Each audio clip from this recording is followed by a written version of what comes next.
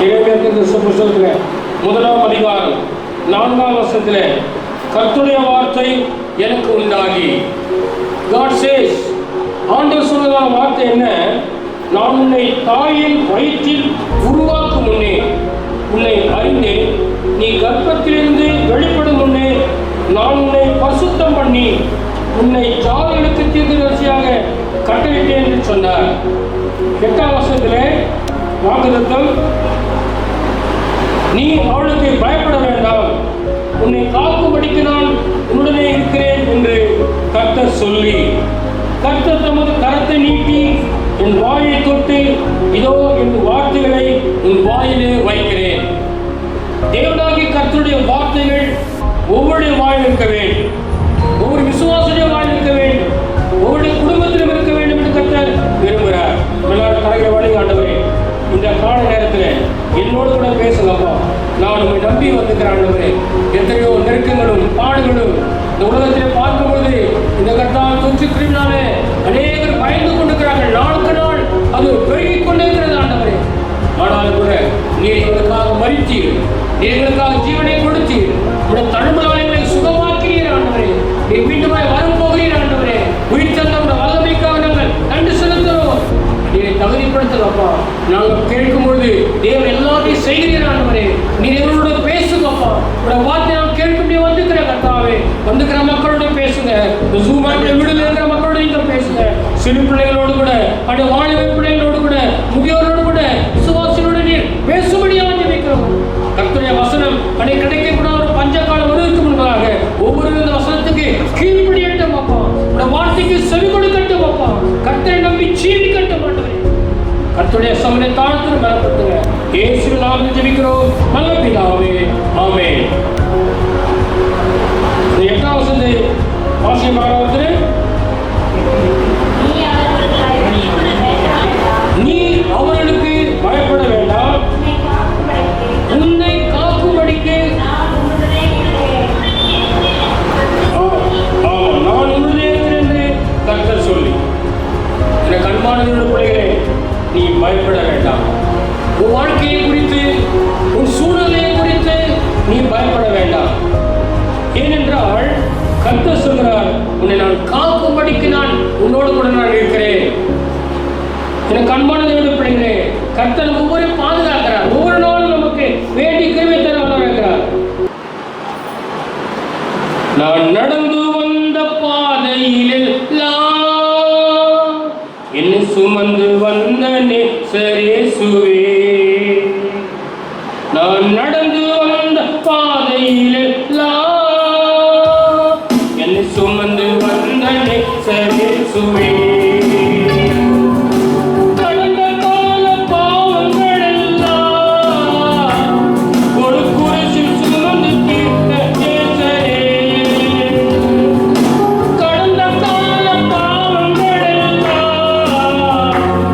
ஒரு குருசில்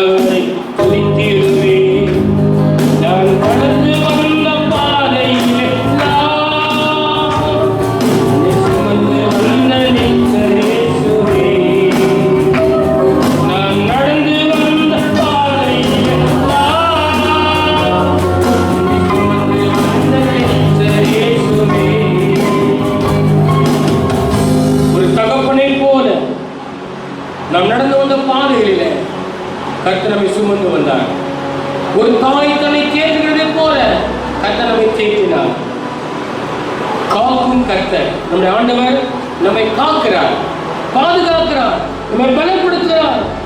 எப்பொழுது என்று சொன்னால், இந்த 5ஆம் வசனத்தில் வாசிக்கும் பொழுது, நான் உன்னை தாயின் வயிற்றில் உருவாக்கும் முன்னே. இப்படிங்க ஒரு குழந்தை உருவானதுக்கு அப்புறம் தான் டாக்டரே பார்த்துலாம் சொல்றாங்க, ஸ்கேன் இந்த குழந்தை எப்படி இருக்குது அப்படின்னு சொல்றாங்க. ஆனா ஆண்டவர் உருவாக்கும் முன்னேன்றார் பாருங்க. அதான் ஒரு ஸ்பெஷாலிட்டி நம்முடைய ஆண்டவருக்கு நமக்கும். உருவாக்குற முன்னே உன்னை அறிந்தேன், உன்னை நான் அறிந்தேன். இப்ப இல்லை, நம்ம ஒரு நாள் இப்போ லேட்டாக ஞானசாரம் எடுத்துக்கலாம். இப்போ லேட்டாக சில பேர் ஞானசாரம் எடுத்துக்கலாம், சில பேர் ஞானசாரம் எடுக்காம கூட இருக்கலாம். ஆனால் உன்னை ஏற்கனவே அவர் என்ன சொன்னாரு? அறிந்தேன். ரெண்டாவது, நீ கர்ப்பத்தில் இருக்கும் வெளிப்படும் முன்னே உன்னை பரிசுத்தம் பண்ணி. எப்படி ஒரு குழந்தை பிறந்ததுக்கு அப்புறம் தான் அதை என்ன பண்ணுவாங்க? கழுவி சுத்திகரித்து ஒரு ஏதாவது போட்டுட்டு கொண்டு வந்து அந்த ஆயமாக கொண்டாந்து காட்டுவாங்க. ஆனால் உன்னை என்னையும் படைத்த ஆண்டவர் உன்னை ஏற்கனவே அறிந்திருக்கிறது மாத்திரமல்ல, உன்னை அங்கேயே என்ன பண்றாருனாக்கா சர்டிபிகேஷன் பண்ணிக்கிறார், உன்னை பரிசுத்தப்படுத்திக்கிறார். அதனால அப்போஸ்தலனாகிய பேதுரு சொல்கிறார், நான் பரிசுத்த, நீங்கள் என்ன கேட்ட பரிசுத்தனாய் இருக்கிறார்கள் என்று சொல்லப்பட்டது. அது மாத்திரமல்ல, அங்கே நீங்கள் வாசிக்கும் போது அடுத்தபடியாக 8ஆம் வசனத்துல, நீ அவளுக்கு பயப்பட வேண்டாம். மேலும் வாசித்தாள், ஆனாலும் கர்த்தர், நான் சிறு பிள்ளை என்று நீ சொல்லாதே, நான் உன்னை அனுப்புகிற எல்லா இடத்திலும் போய் நான் உனக்கு கட்டளையிடுகிறவைகளை எல்லாம் நீ பேசுவாய். நீ பேசுவாய். சின்ன பிள்ளைன்னு சொல்லாத. நீ இன்றைக்கு அநேக வாழ்க்கையில சிறு பிள்ளை மத்திய கர்த்தர் பேசுகிறார். பரலோகத்தை குறித்து அதான் வாசிக்கிறோம்.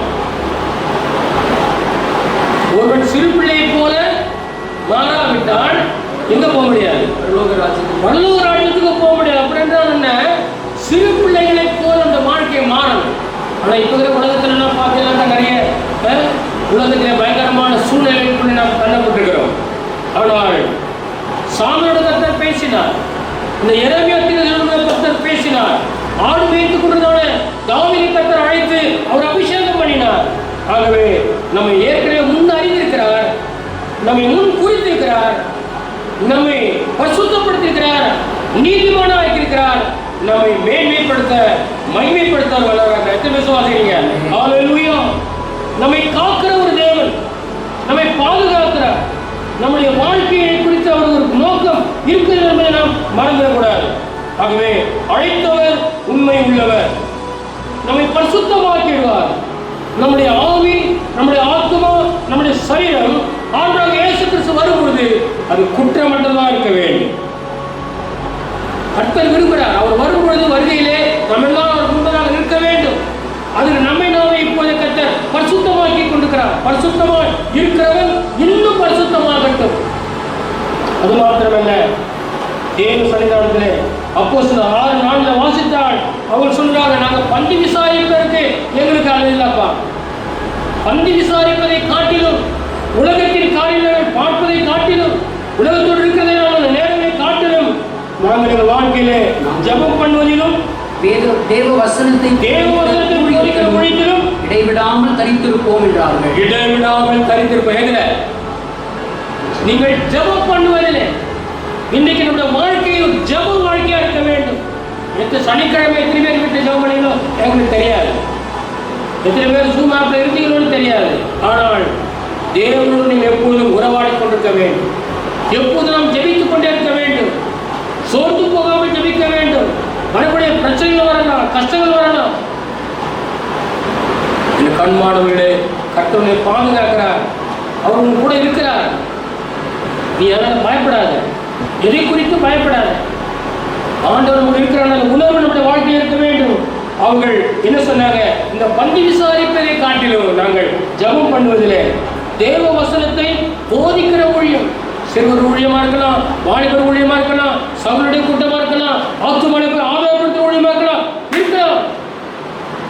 நீங்க தான் வர முடியல, உங்க வீட்டுலையாவது பக்கத்தில் இருக்கிற மக்களை எவ்வளோ கிறிஸ்துவ விட்டுடுங்க. இத்தனை பேர் நிறைய பேர் மேலே இல்லாமல் கஷ்டப்பட்டுருக்காங்க. அவங்க ஒரு நாளாச்சும் நீங்கள் கூப்பிட்டு வந்து வாங்க எங்களோட ஜெபம் பண்ணலாம், உங்களுக்கான ஜெபம் பண்ண சொல்லிக்கிறீங்கன்னா நீங்களே ஜெபம் பண்ண மாட்டீங்க, அவங்க ஜெபிக்கிறதுக்கும் கூட மாட்டீங்க. 2 காரியம் செய்யுங்க. ஆனால் இங்கே வாசிக்கும் பொழுது இவர்கள் வாழ்க்கையில் பாருங்க, அடுத்தது பார்த்தீங்கன்னாக்கா, முதலாவது ஜெபம் பண்ணுறது, அடுத்தது போதிக்கிற ஊழியம், அதை இடைவிடாமல் தரித்திருப்போம் என்றார்.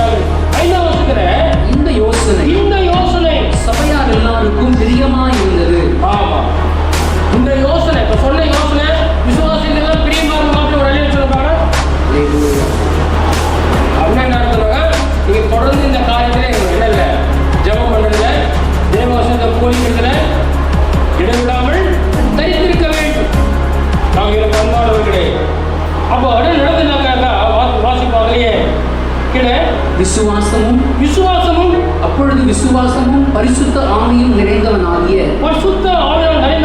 ஸ்தேவானையும் பிலிப்பையும் பிரகோரையும் விசுவாசம் பரிசுத்த ஆவியால் நிறைந்தவனாகிய ஸ்தேவான். இனி நம்முடைய வாழ்க்கையிலே வேற எல்லாம் நிறைய காட்டிலும் நம்ம வாழ்க்கையில விசுவாசத்திலையும் பரிசுத்த ஆவியால் நிரப்பப்பட வேண்டும். நாம் படிக்கிறதுக்கு ஜெபம் பண்ணும்போது நல்லா ஆவியில் நிறைந்து கர்த்தரோடு நாம பேசணும். யாரெல்லாம் உங்க பட்டியல் போட்டிருக்காங்க, நீங்க எல்லாம் வீட்டுல போய் வாசிங்க.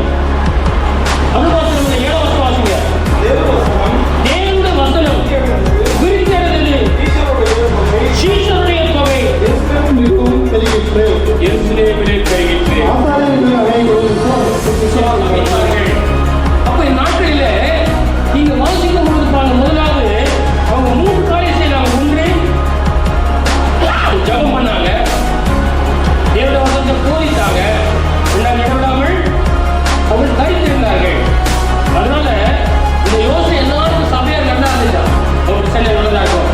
நீங்க ஒரு நாளுக்கு முதல்கிட்ட ஒரு போன் பண்ணி, ஐயா இந்த மாதிரி வாசம் தெரியல, இந்த 140 நாள் தடை உத்தரவு போட்டுக்கிறது, ஊரடங்கு உத்தரவு, அதனால இந்த மாதிரி நீங்க நம்ம இந்த இதுக்காக ஜெபிக்கலாம், இந்த காரியங்களுக்காக ஜெபிக்கலாம், இப்படி ஜெபம் பண்ண நல்லா இருக்கையா, இல்லை நம்ம எங்கள் வீட்டால் இருக்காங்க, அவங்க சத்தியத்தை சொல்லிக்கிறேன், அவங்க வர நிற்கிறாங்க, ஒரு வார்த்தையும் காலையில் வரைக்கும். ஆனால் நம்ம ஆயத்தப்பட்டு எப்படி போகணும்னு தெரியலாங்க. எனக்கு கண்மானதோட பிள்ளைகளே, கர்த்தருக்காக நாம் ஜீவிக்கணும், அவருடைய நாமத்தை மகிமைப்படுத்தணும், கர்த்தர் நமக்கு கொடுத்த நேரத்தை நம்ம பயன்படுத்தணும் என்று கர்த்தர் விரும்புகிறார். அது இப்படி இருந்தாக்கா விசுவாசம் வரும், அடுத்தது பரிசுத்தால் நிரப்பப்படலாம். அது அப்படி இருந்துச்சுனாக்கா என்ன நடக்குனாக்கா தேவனுடைய வசனம் விருத்தி அடையும். இப்போ என்ன விருத்தி அடைஞ்சிது? இங்கே பார்த்தாலும் கொரோனா தான் விருத்தி அடைஞ்சிருச்சு. இங்கே பார்த்தாலும் அங்கே பார்த்தாங்கன்னாங்க, டிவியில் போட்டாக்கா விவசாயம் தான் வந்துருக்குது. ஆனால் நாம் தேவன் சொல்லுகிற சீஷருடைய தொகை, ஆத்துமாக்களுடைய எண்ணிக்கை பெருக வேண்டும். மனிதர்களே பந்தை பெருது போல மனிதர்கள் பெருக்கப்பட வேண்டும் என்று விரும்புகிறார். அந்த கண்மானாவே கர்த்தர் உன்னை முன்குறித்திருக்கிறார், உன்னை அழைத்திருக்கிறார். தாய் கர்ப்பத்தில் உன்னை உண்டாகும் முன்னே பெயர் சொல்லி அழைத்திருக்கிறார். அவை சோர்ந்து போகாதீர்கள். அது மாத்திரமல்ல, 2 தெசலோனிக்கேயர் புத்தகம் 2ஆம் அதிகாரம் 14ஆம் வசனம் வாசிங்க. 2 தெசலோனிக்கேயர் 2:14. Second தெசலோனிக்கேயர் chapter 2. நீங்கள் நம்முடைய கர்த்தராகிய இயேசு கிறிஸ்துவின் மகிமையை அடையும் பொருட்டாக எங்கள் சுவிசேஷத்தினாலே அந்த ரட்சிப்புக்கு அவர் உங்களை அழைத்தார். தேவனாகிய கர்த்தர் ஆண்டவர் இயேசு கிறிஸ்துவின் மகிமையை அடையும் பொருட்டாக என்ன செய்தார்? சுவிசேஷத்தினாலே ரட்சிப்புக்காக அழைத்தார். ஆண்டவர் அழைத்ததற்காக நீங்கள் ரட்சிக்கப்பட வேண்டும், நீங்கள் ஆண்டவருடைய மனம் திரும்பலை கண்டடைய வேண்டும். பவுல் சீலாவும் நடந்தார்கள், ஜெபம் பண்ணாங்க, பாடினார்கள், குதித்தார்கள். குதித்து முடிந்ததுக்கு அப்புறம் அந்த சிறைச்சாலைக்காரன் கேட்கிறான், ஆண்டவரே ரட்சிக்கப்பட நான் என்ன செய்ய வேண்டும்? கர்த்தராகிய இயேசு கிறிஸ்துவை விசுவாசி, அப்பொழுது நீயும் வீட்டாலும் ரட்சிக்கப்படுவீர்கள். ஒரு மனுஷன் ஆண்டவரை பார்ப்பதற்காக காட்டத்தி மரத்தில் போயிருக்காங்க. அந்த மரத்துக்கிட்ட வந்தோம்னு ஆண்டவர் நம்புறாரு, சகையவே சீக்கிரமா இறங்கிவோம். அங்கே ஜாமம் இருக்கா? நான் வீட்டில் தங்க வேண்டும். இன்றைக்கு எத்தனை வீட்டில் ஏற்று தங்குறார்? தங்குறாரா? இங்கே தனியாக இருக்கிறீங்க, கரெக்டு தான். வெளியில் எங்கே போகக்கூடாது, வெளியில் எங்கே போக இல்லை. கஷ்ட முடிவு தங்குறாரா? உங்க கூட இருக்கிறாரா? ரொம்ப பேசுறாரா? பேசணும். அது நிச்சயமாக கவனிக்கப்படும். அவங்க வருமானம் என்ன நடக்கும்போது அதை குறித்து யோசிக்காது. இந்த வீட்டுக்கு ரட்சிப்பு வந்தது, இவனும் அவர்களுக்கு குமாரனாகிறானே, இழந்து கூட தேடவும் ரட்சிக்குமே மனுஷகுமார் உலகத்திலே வந்திருக்கிறார். 1 தெசலோனிக்கேயர் புத்தகம் 5ஆம் அதிகாரம் 23-24 வாசிங்க. சமாதானத்தின் தேவன் அவனை உங்களை முற்றிலும் பரிசுத்தமாக்குவார். முற்றிலும் பரிசுத்தமாக்கும். கொஞ்சம் அனுபவம் அப்படியெல்லாம் இல்லை. சமாதானத்தின் தேவன் கட்டில் பூமியை போகும்போது சொன்னார், என்னுடைய சமாதானத்திற்கு வைத்து போகிறேன். கூட்டப்பட்ட அறையில் எல்லாம் பயந்து கொண்டிருக்கும் பொழுது உள்ளே கூட சொல்றாரு, உங்களுக்கு சமாதானம். நீங்கள் எங்கள் வாழ்க்கையில் பயத்தினால் நடக்கும்போது தெரியலையே,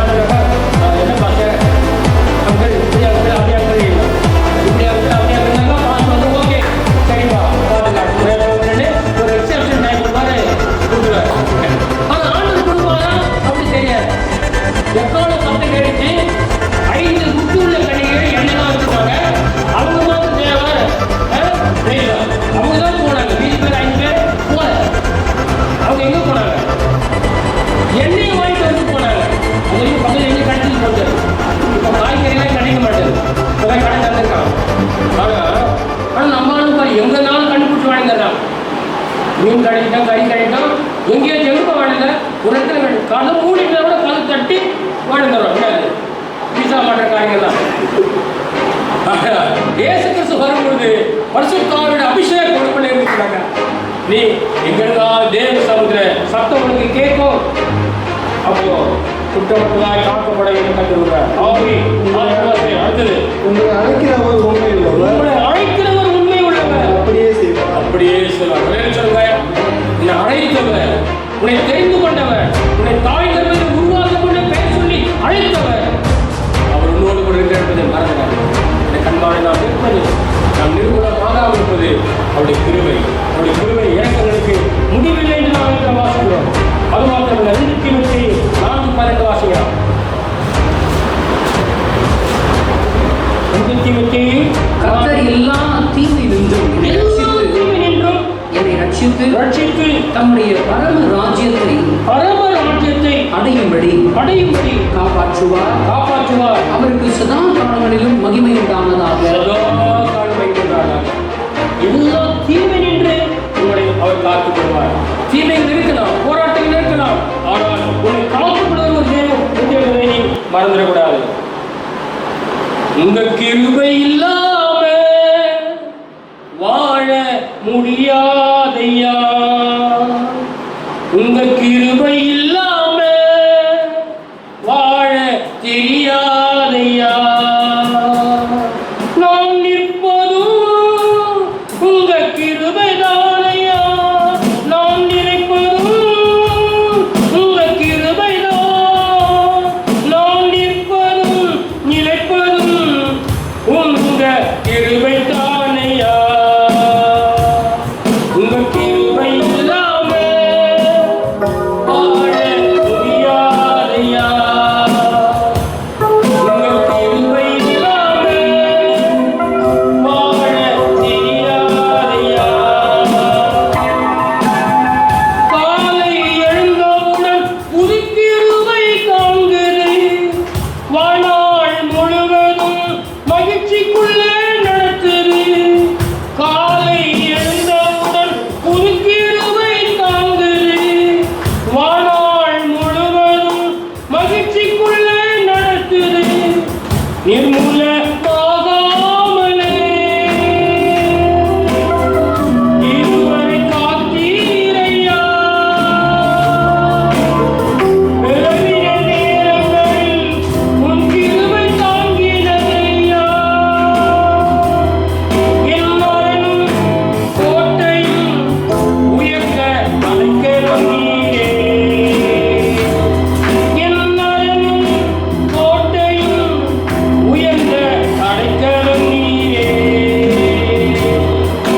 கிருபை இல்லாம வாழ முடியாதையா,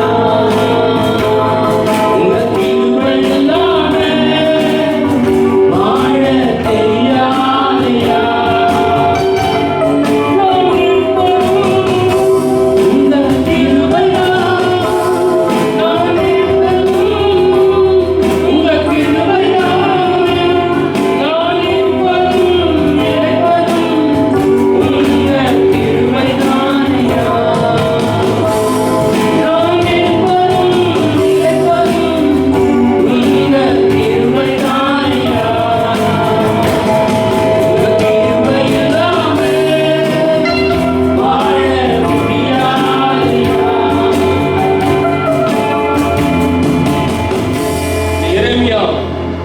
எரேமியா என்றால் யெகோவா உயர்ந்தவர் என்ற அர்த்தம். எரேமியா பொருள் யெகோவா உயர்ந்தவர். சிறு பையனாக இருந்த பொழுதே அழைக்கப்பட்டவர். இவர் பலவிதமான பாடுகளை சந்திக்கும் நேரத்திலும் கர்த்தர் கொடுத்த பணியை உண்மையும் உத்தமாக செய்தார். அவர் பிறப்பிலே ஆசாரியன், ஆனால் வளர்ப்பிலே ஒரு தீர்க்கதரிசி ஊழியக்காரர். நம்ம பிறப்பிலே எப்படி இருந்திருப்போம், ஆனால் இப்போது வளர்ந்ததுக்கு அப்புறமா ஆண்டவர் உன்னையும் ஒரு ஊழியக்காரனாக, ஊழியக்காரியாக, ஒரு விசுவாசியாக கர்த்தரை தெரிந்து கொண்டிருக்கிறார். கர்த்தரை சொல்லாமா? ஹல்லேலூயா. என கண்மாணிகளே, கர்த்தரை விசுவாசித்து பொறுப்புகளை ஏற்றுக்கொண்டார். வாழ்நாள் முழுவதும் உண்மையாக இருக்க கற்றுக்கொண்டார்.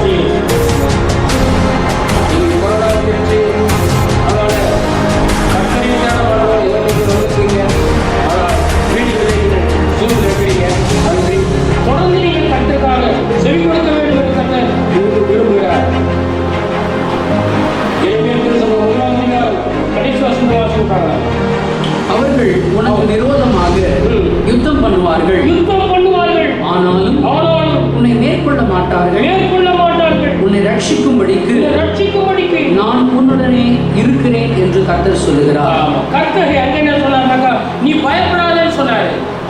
உன்னை காக்கும்படிக்கு நான் உன்னோட இருக்கிறேன்னு சொன்னாரு. இங்க சொல்றாரு, அவங்களுக்கு விரோதமாக யுத்தம் பண்ணுவார்கள், பிரச்சனைகள் வரும், போராட்டங்கள் வரும், ஆனால் உன்னை மேற்கொள்ள மாட்டார்கள். காரணம் என்ன? உன்னை ரட்சிக்கும்படிக்கு நான் உன்னுடனே கூட இருக்கிறேன். உன்னை தப்புவிக்கும்படி நான் உன்னோடு இருக்கிறேன். ஆபத்து காலத்தில் நானே அவனோடு இருந்து அவனை தப்புவித்து அவனை கனப்படுத்துவேன். சங்கீதம் 91 சங்கீதத்தில் வாசிக்கிற 15 எனக்கு அன்பான விசுவாசிக்கிறேன். அடுத்தபடியாக 2ஆம் அதிகாரத்தில் 7ஆம் வசனத்தை வாசிங்க. செழிப்பான தேசத்தின் கனியையும் நன்மையும் சாப்பிடும்படிக்கு நான் உங்களை அவ்விடத்துக்கு அழைத்துக் கொண்டு வந்தேன். ஆனாலும் நீங்கள் அதற்குள் பிரவேசித்த போது என் தேசத்தை தீட்டுப்படுத்தி என் சுதந்திரத்தை அருவருப்பாக்கினீர்கள். செழிப்பான ஒரு தேசம், பாலும் தேனும் ஓடுகிற கானான் தேசம், ஒரு செழிப்புள்ள ஒரு தேசம். அதில் கனியையும் நன்மையும் சாப்பிடும்படிக்கு நான் உங்களை அவிடத்துக்கு அழைத்துக் கொண்டு வந்தேன். ஆனால் நீங்கள் அதுக்குள் பிரவேசிக்கும் பொழுது அந்த தேசத்தை தீட்டுப்படுத்தி விட்டீர்கள். இந்த கண்பானவர்களே, கர்த்தர் கொடுக்கிற நேரங்களை நாம் தீட்டாக்காமல், கொடுக்கிற நேரத்தை நாம் வீணடிக்காமல் தேவன் சமயம் காணப்படும் கர்த்தர் விரும்புகிறார். என்னுடைய ஜனங்கள் 2 தீமைகளை செய்தார் என்று சொல்லி நாம் வாசிக்கிறோம். 13ஆம் வாசிங்க. என்னுடைய ஜனங்கள் 2 தீமை செய்தார்கள். 2 நன்மை செய்தார்கள், தீமை செய்தார்களா? தீமைகளை செய்தார்கள். தீமைகளை செய்தார்கள். ஜீவ தண்ணீர் ஊற்றாகிய என்னை என்ன பண்ணாங்க? ஜீவ தண்ணீர் ஊற்று யாரு? ஆண்டவர் இயேசு கிறிஸ்து. அவர்தான் ஜீவ தண்ணீர். பாட்டு போடுறோம், ஜீவ தண்ணீரே, ஆவியானவரே, ஊற்று தண்ணீரே, பொங்கி வாழ்ந்து பாடுறோம். யோவான் 7:38 வாசிக்கிறோம், விசுவாசமாய் இருக்கக்கூடிய உள்ளத்திலிருந்து ஜீவ தண்ணீர் நதிகள் புறப்பட்டு ஓடும் என்று சொல்லி. ஆனால் இங்கே என்ன சொல்ற ஆண்டவர், என் ஜனங்கள் 2 தீமைகளை செய்தார்கள். 1, ஜீவ தண்ணீர் ஊற்றாகிய என்னை விட்டு விட்டார்கள். நீங்க கர்த்தரை விட்டு விட்டு உலகத்தின் காரியத்தை ஓடி கொடுக்கிற விசுவாசிகளே, ஆத்துமாக்களே, செவி கொடுக்காமல் இருக்கிறீர்களே, நீங்கள் எந்த மட்டும் 2 நிலைகள் குந்தி நடப்பீர்கள். யோசுவா சொல்கிறார், நான் என் வீட்டார் கொண்டால் கர்த்தரையே சேவிப்போம் என்று சொல்லி கொன்னிருத்தான் குடும்பத்தோடு ஜெபித்தார் என்று பார்க்கிறோம். நீ குடும்பத்தோடு ஜெபிக்கிறையா? கர்த்தருக்காக இந்த நேரங்களை செலவிடுகிறாயா? கர்த்தர் அதை விரும்புகிறார். 1, ஜீவத்தனை ஊற்றாக என்னை விட்டு விட்டார்கள். தண்ணீர் நிற்காத தொட்டிகளாகிய வெடிப்புள்ள தொட்டிகளை தங்களுக்கு வெட்டி கொண்டார்கள். தொட்டி நல்லா கட்டிட்டாங்கப்பா. நல்லா 6க்கு 4 3க்கு 3 4க்கு 4 கட்டிட்டாங்க தொட்டியை கட்டிட்டு அதுக்குள்ள தண்ணி ஊற்றினாக்கா என்ன பண்ண? நிற்கலப்பா. குடம் இருக்குது, இந்த கேன் இருக்குது, இப்போ போய் தண்ணி பிடிச்சிட்டு வருவாங்க. ஆனால் அது ஓட்டை கேன் இருந்தாக்கா அல்லது ஓட்டை குடமாக இருந்தாக்கா என்ன ஆகும்? குடிச்ச தண்ணீர் வேஸ்ட்டாக போயிடும். நம்ம வாழ்க்கை வேஸ்ட்டாக போயிடக்கூடாது. ஆண்டவர் வரும்பொழுது, நான் ஆண்டவரே எனக்கு இப்படி ஆயிடுச்சு அப்படி ஆயிடுச்சு கதை சொல்ல முடியாது, சாக்கு போக்கு சொல்ல முடியாது. இருக்கிற நாட்கள் அவர் விடவே கூடாது. எந்த சூழ்நிலை வந்தாலும், நெருக்கம் வந்தாலும், கஷ்டம் வந்தாலும், உபத்திரம் வந்தாலும் இயேசு கிறிஸ்து நீங்கள் விடவே கூடாது. இந்த கண்பாடுகளே, நீ அவருக்காக வாழ வேண்டும். அதுக்காக அவன் அழைத்தார், அதுக்காக அவனை தெரிந்தெடுத்திருக்கிறார். 2 தீமைகளை என் ஜனங்கள் செய்தார்கள். ஆனால் நாம் தீமை செய்கிறவர்கள் அல்ல, நன்மை செய்கிறவர்களாக இருக்க வேண்டும். ஆண்டவருக்கு நன்மையான செய்ய வேண்டும். உன்னை ரட்சிக்கும்படிக்காக, நன்மையை அனுபவிக்கும்படியாக நான் உங்களை ஏற்படுத்தினேன் என்று சொல்லி 2 வாசித்தோம். 13 வாசத்தில் 2 தீமைகளை செய்தார்கள். எரேமியா 17ஆம் அதிகாரம் 5-6 வாசிக்கலாம். மனுஷன் மேல் நம்பிக்கை வைத்து, யார? இந்த உலகத்தை மேலே, மனிதர்கள் மேலே நம்பிக்கை வைத்து மாம்சமானதை தன் புயபலமாக்கிக் கொண்டு கர்த்தரை விட்டு விலகுகிற இருதயம் உள்ள மனுஷன், இருதயம் உள்ள மனுஷன் சபிக்கப்பட்டவன் என்று கர்த்தர் சொல்கிறார். அவன் அந்த வேளையில் கரளையாய் போன செடி போல் இருந்து நன்மை வருகிறதை காணாமல் வனாந்திரத்தின் வறட்சியான இடங்களிலே குடியில்லாதபடி தங்குவான். மனுஷன் நம்பிருக்கிறியா? உலகத்தை நம்பிருக்கிறியா? அவங்க செய்வாங்க இவங்க செய்வாங்க நினைக்கிறியா? கர்த்தர் மேல் நம்பிக்கை இருக்கணும். ஏன்னா விசுவாசிங்க, கர்த்தர் மேல் நம்பிக்கை வைத்து கர்த்தரை தன் நம்பிக்கையாக கொண்டிருக்கிற மனுஷன் பாக்கியவான். கர்த்தர் மேல் நம்பிக்கை வைக்கணுமா? கர்த்தரை சார்ந்து வாழணும். படிப்பா இருக்கலாம், வேலையா இருக்கலாம், ஊழியமா இருக்கலாம், எதுவா இருக்கும் முழுக்க நான் இந்த ஊருக்கு வரும்போது யாரை நம்பி வந்தேன்? யார் எனக்கு தெரியும்? உங்க முகம் தெரியுமா? எனக்கு என்ன உங்களுக்கு தெரியுமா? தெரியாது. எனக்கு தெரிஞ்ச ஒரே ஒருத்தர் தான் ஆண்டவர். அதுக்கப்புறம் வந்து ஸ்கூல் வாதியாரு. ஆனா இன்றைக்கு இத்தனை பேர் தெரிந்து கொள்வதற்கு காரணம் என்ன தெரியுமா? வயிற்றில் இருக்கும் போதே, கர்ப்பத்தில் இருக்கும் போதே கர்த்தர் நம்மை தெரிந்திருக்கிறோம். சொல்லுங்க அல்லேலூயா. உங்க வாழ்க்கையை அவர் ஏற்கனவே சூஸ் பண்ணிட்டாரு, செலக்ட் பண்ணிட்டாரு. இவர் எனக்கு வேண்டும் என்று சொல்லி. என்னுடைய தகப்பனார் ஒரு முறை வெள்ளிக்கிழமை அந்த நேரத்தில் சிஎஸ்ஐ சபையிலே வியாசார படிப்பகுதியில், இப்போது ஜீவா ஸ்டேஷன் இருக்கிறது, அது பக்கத்தில் ஒரு பெரிய சபை CSI church of south India. அந்த சபையில் அப்போதெல்லாம் பெரிய கட்டடம் கிடையாது. அப்போ வெறுமனே ஓலைப்பட்டா இருக்கும், கீழே வந்து இருக்கும் மண்ணு தான் இருக்கும். அப்போ என்னுடைய தகப்பனார் கீழே சாணி போட்டு மொழிகிட்டு இருக்கிறார் சபையை. நீங்க நினைக்கலாம் பெண்கள் தானே மொழிவாங்க, என்னுடைய தகப்பனார் மொழி இருக்காரா? நீங்க சொன்ன சாட்சி. அவர் மொழிகிட்டு இருக்கும் பொழுது BNC mill, Buckingham and Carnatic mill, உங்களுக்கு தெரிஞ்ச அந்த போலீஸ் பக்கத்தில் ஒரு பெரிய கம்பெனி, மில் கம்பெனி. அதில் அவருக்கு வேலை கிடைத்து அது ஒரு ஃபோர்மேனாக கடைசியில் அவருடைய அழைப்பை பெற்று ஊழியத்துக்கு வந்தார். சொல்லுங்க, எனக்கு அன்பானவர்களே, இந்த நாட்களில் தேவன் நம்ம நோக்கம் இல்லாமல் தெரிந்து கொள்ளவில்லை. கர்த்தர்காரி ஒரு சிறிய காரியம் செய்வானால், ஒரு கலசம் தண்ணீர் கொடுப்பாயானால், அது பொருளவுக்கிற கர்த்தர் நிச்சயமாக கணக்கு வைத்திருக்கிறார்.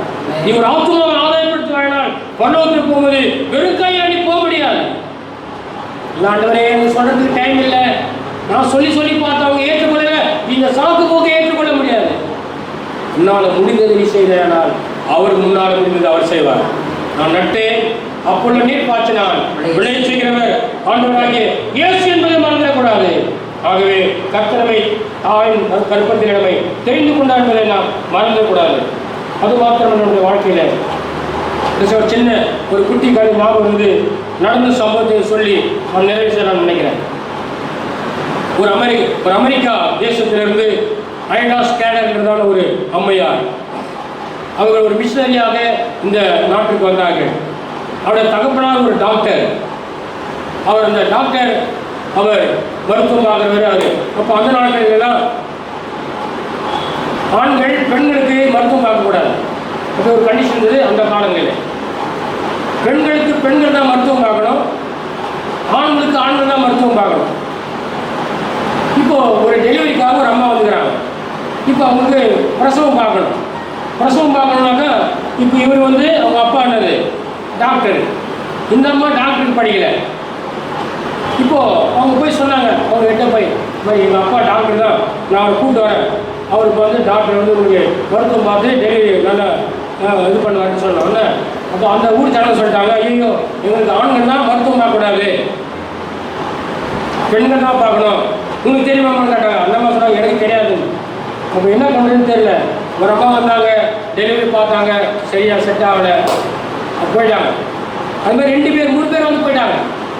அப்போ இந்த ஐடா ஸ்கேனர் அம்மா யோசிச்சாங்க, ஐயோ இவங்க வந்தாங்க, இவங்களுக்கு சரியானபடி வைத்தியம் பார்க்க முடியல, டெலிவரி பார்க்க முடியல, அதனால் அவங்க இழப்பு தானே என்று சொல்லி அவங்க மிக கண்ணீரோட கூட என்ன செய்கிறாங்கனாக்கா, சரி நான் டாக்டர்கிட்ட போனால் லேடிஸ் அனுப்பிச்சிடலாம்னு சொல்லி இல்லை, அவங்களாகவே மீண்டும் அமெரிக்கா தேசத்துக்கு போனாங்க.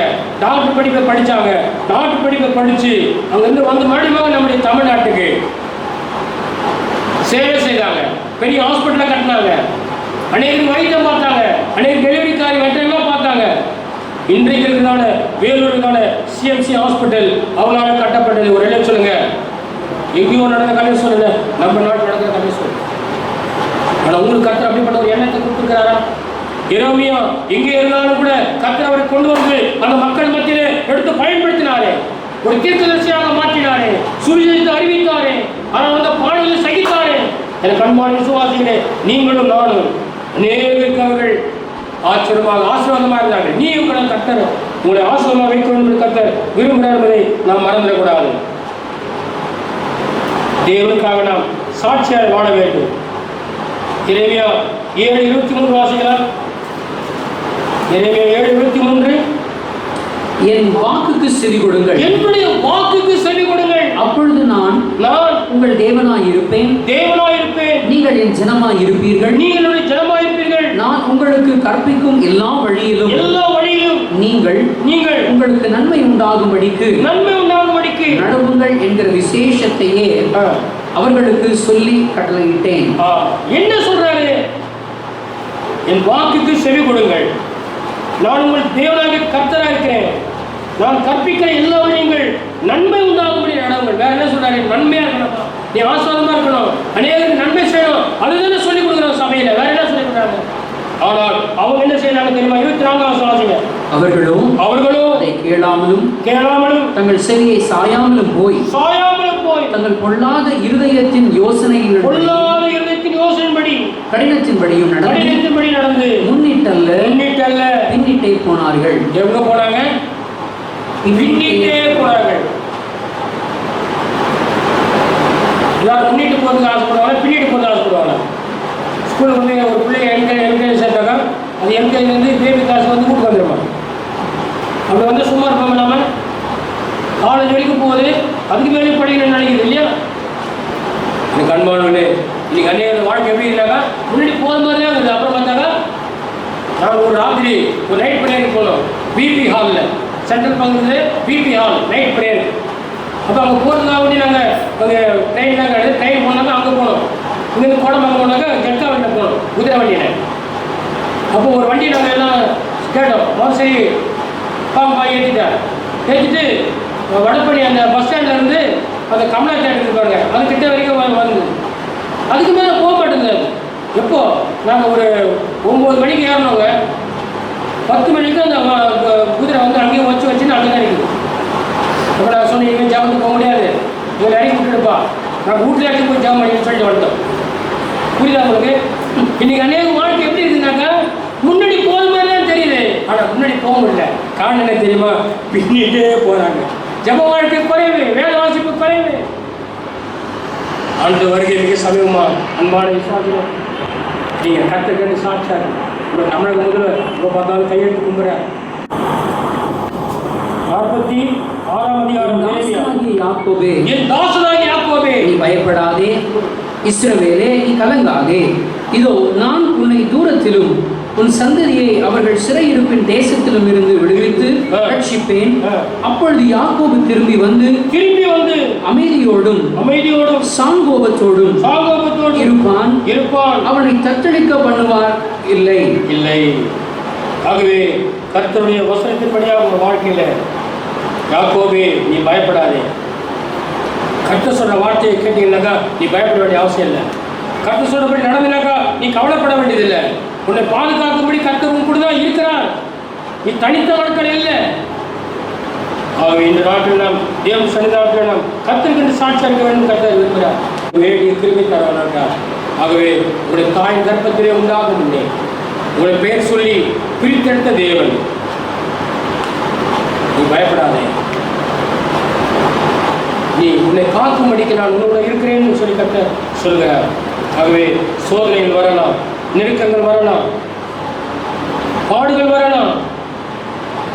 36ஆம் அதிகாரம் 2ஆம் வசனத்தை பார்த்தாக்கா ஜனங்கள் செவி கொடுக்கவில்லை, வசனத்துக்கு கீழ்ப்படியவில்லை.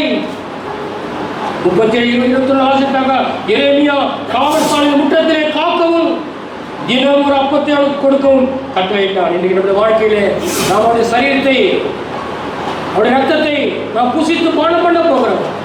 எதற்காக தெரியுமா? அவருடைய மரணத்தை நாம் தெரிவிக்கிறதாக, அவருடைய வருகைக்கு நம்மை ஆயத்தப்படுத்துவதாக. என்னை நினைவு கூறும்படி இதை செய்யுங்கள். தன்னைத்தான் சோதித்து அறிந்தால் நாம் நியாயம் தீர்க்கப்படும். ஆண்டவர் வருகையிலே அன்றைய என்னை உங்களுடைய கருவை கூட இருக்கிற நாள் உமக்கட்டு நான் சாட்சியாக வாழ வேண்டும்.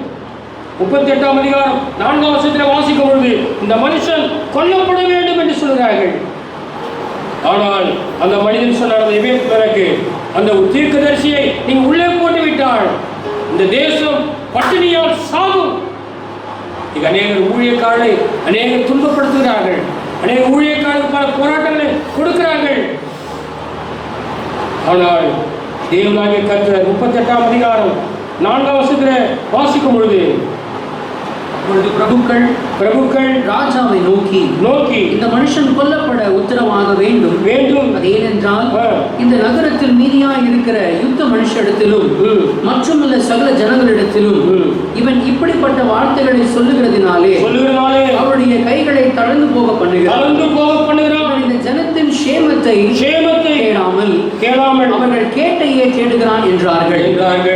அதனாலதான் இப்படி சொன்னதுனாலதான் அதை கொண்டு போய் அந்த பாவம் கிடைக்கிற துறவில கொண்டு போய் போட்டுட்டாங்க.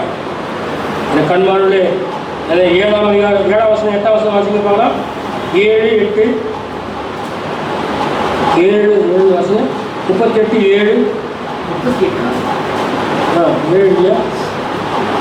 சிதைக்கிய ராஜாவை பார்த்து அவர்கள் எரேமியாவை தூரத்திலே போட்டதை ராஜாவின் அரண்மனையில் இருந்த எத்தியோப்பியாவாகிய ஏபேத்லேமெக் என்னும் பிரதானே கேள்விப்பட்டான். ராஜாவோ பென்யமீன் வாசலிலே உட்கார்ந்தார்.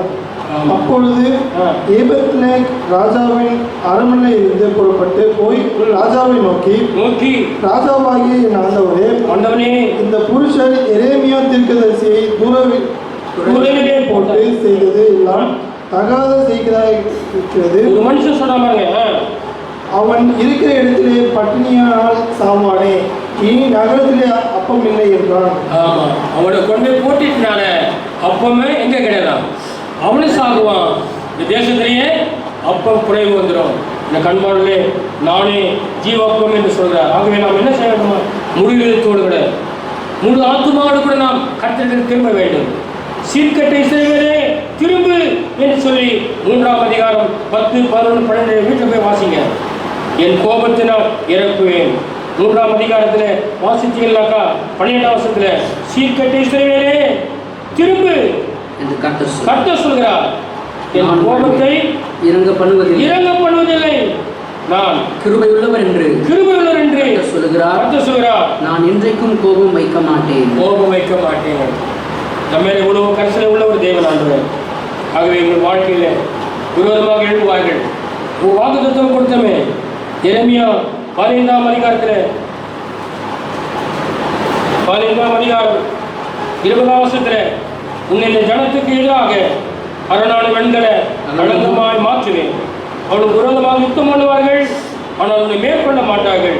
உன்னை ரட்சிப்பதற்காகவும் உன்னை தப்பிப்பதற்காகவும் நான் உன்னை இருக்கிறேன் என்று கர்த்தர் சொல்கிறார்.